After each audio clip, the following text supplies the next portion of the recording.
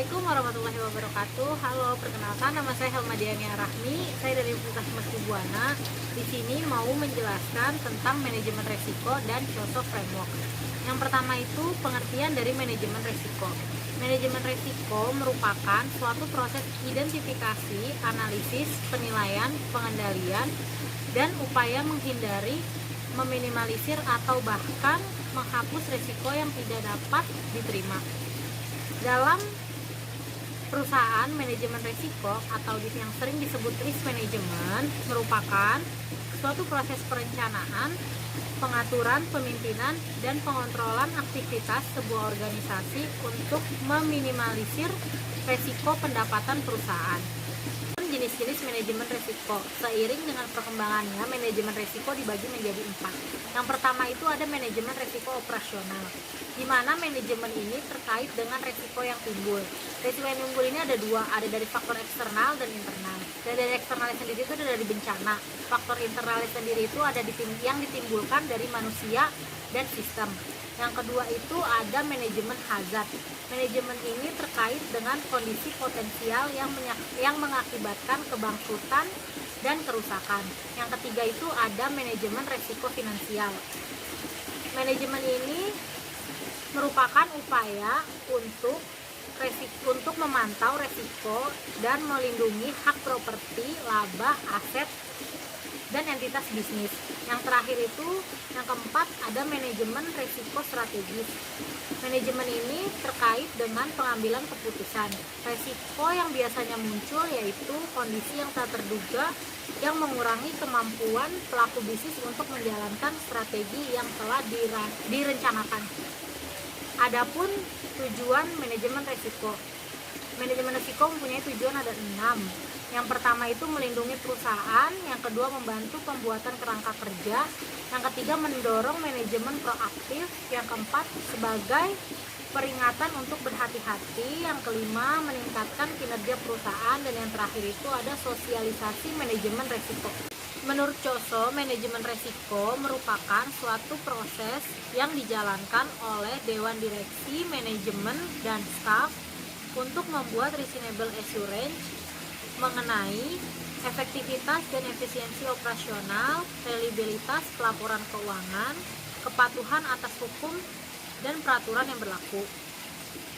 Pada tahun 2004, COSO menerbitkan kerangka kerja tentang manajemen risiko yang disebut dengan Enterprise Risk Management Integrated Framework atau biasa disebut dengan COSO IRM 2004. Kerangka kerja tersebut merupakan perusahaan dari COSO internal yang telah lahir lebih dulu meskipun tidak dimaksudkan untuk menggantikannya.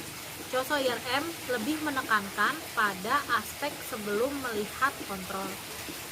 Manajemen risiko.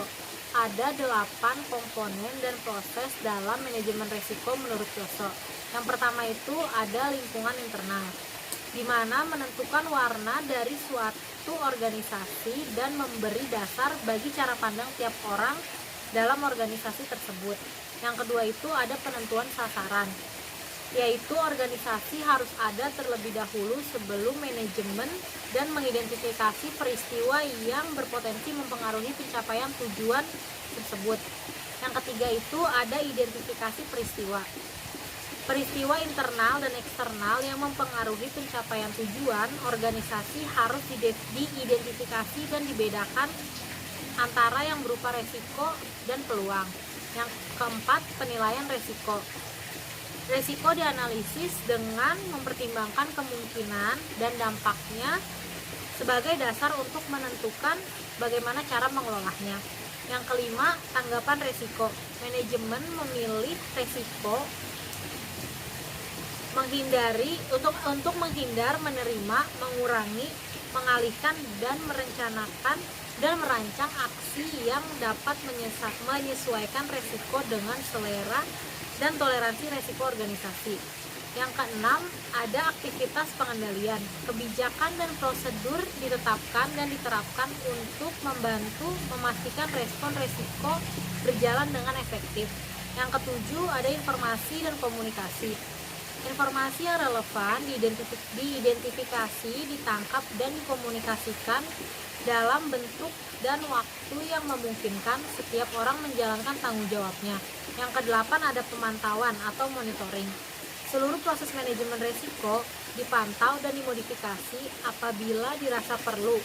Pemantauan dilakukan melalui aktivitas manajemen yang melekat atau berjalan terus-menerus, melalui evaluasi secara khusus atau terpisah, atau dengan keduanya. Sekian materi yang bisa saya sampaikan, kurang lebihnya saya mohon maaf. Dan jangan lupa like, comment, and subscribe video ini.